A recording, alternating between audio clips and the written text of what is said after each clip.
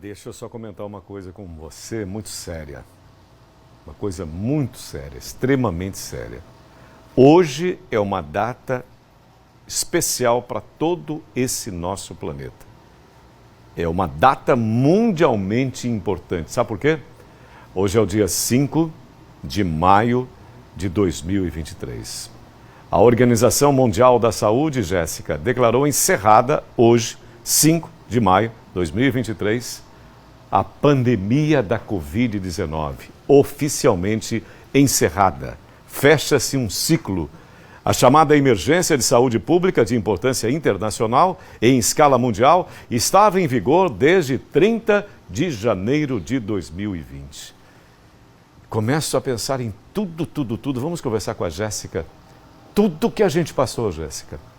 Todas as situações, todos os momentos de tanta incerteza, aquele terror terrível, medo tremendo, todos nós sentimos, tenho certeza absoluta disso. Todas as perdas incalculáveis, irrecuperáveis, e a nossa transformação, né? E a gente atravessando esse deserto todo. Que coisa, Jéssica. Então, confirmado o fim do Covid-19?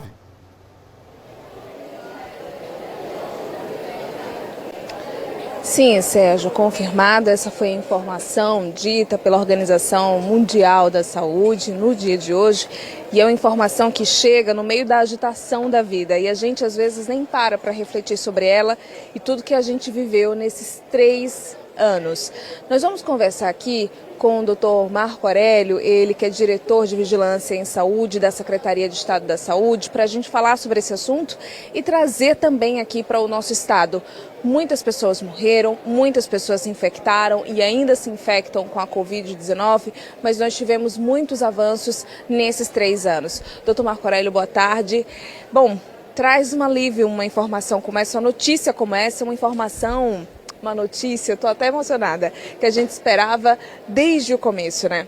Sim, esse alerta máximo, que a OMS dá aos países, que é a emergência em saúde pública de interesse internacional, traz toda uma rede de ações que precisam ser feitas de forma integrada entre os países.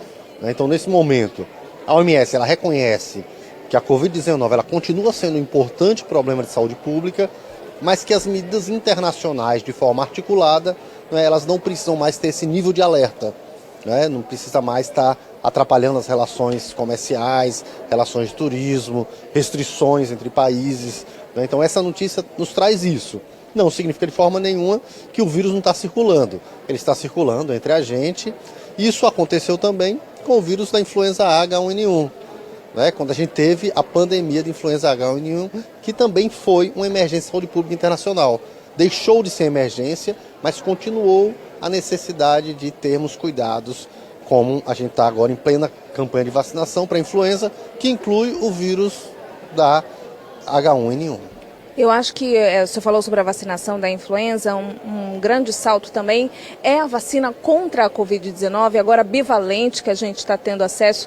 Tudo isso faz parte desse cronograma de enfrentamento ao vírus, né? Sim, sem dúvida nenhuma. Tivemos várias fases de enfrentamento.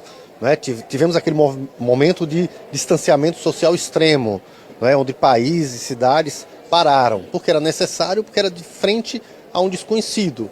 À medida que fomos conhecendo ele, conhecendo mais o vírus, surgiram as vacinas e as coberturas vacinais começaram a avançar, a gente viu que a gente consegue controlar esse vírus em um nível que a gente chama de endêmico.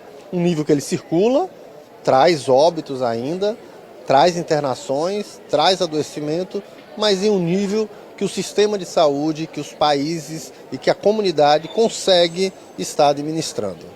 Agora, é muito importante eu falar sobre isso, sobre esse controle que as organizações de saúde têm agora. A gente está preparado para enfrentar situações drásticas, de fato, como a que vivemos na Covid-19? Então, os serviços de saúde, os países, os Estados-membros da OMS, eles têm o compromisso de estarem sempre se preparando e sempre em uma situação de alerta.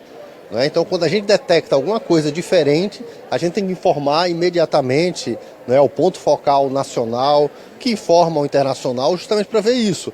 Que medidas adicionais são feitas? É claro que qualquer tragédia, qualquer desastre, qualquer pandemia, qualquer epidemia e surto, ela ultrapassa a normalidade do serviço de saúde. O que precisa é o serviço saber ser elástico para isso, como o SUS demonstrou ser. Quer dizer, a gente não tem esse número de UTIs, não tem esse número de enfermarias, mas a gente tem uma estrutura para ir aumentando à medida que há necessidade. Estamos num período que muita gente apresenta sintomas de tosse, gripe, problemas respiratórios. Essas pessoas, elas precisam fazer teste? Essas pessoas precisam usar máscara?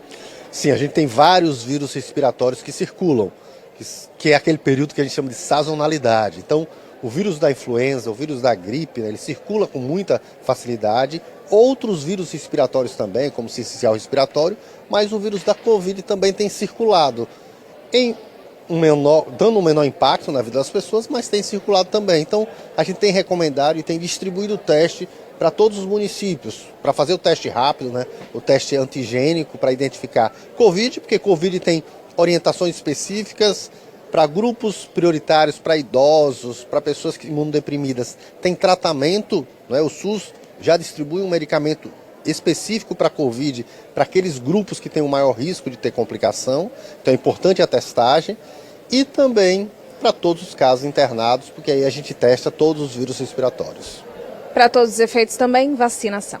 E a vacinação traz impacto, não é, na sazonalidade dessas doenças, porque a gente consegue vacinar contra vírus da influenza B, influenza A e da Covid para completar o esquema vacinal de que ainda está incompleto. Obrigada, doutor Marco Aurélio. Sérgio, é isso. Com uma notícia tão boa, tão importante, mas o alerta tem que continuar ligado. Permanece, lembrando aqui de uma data especial também, 17 de janeiro de 2021, a data da primeira vacinação, a primeira vacina que foi aplicada em todo o território nacional. Muito obrigado, Jéssica, doutor Marco Aurélio, muito obrigado também.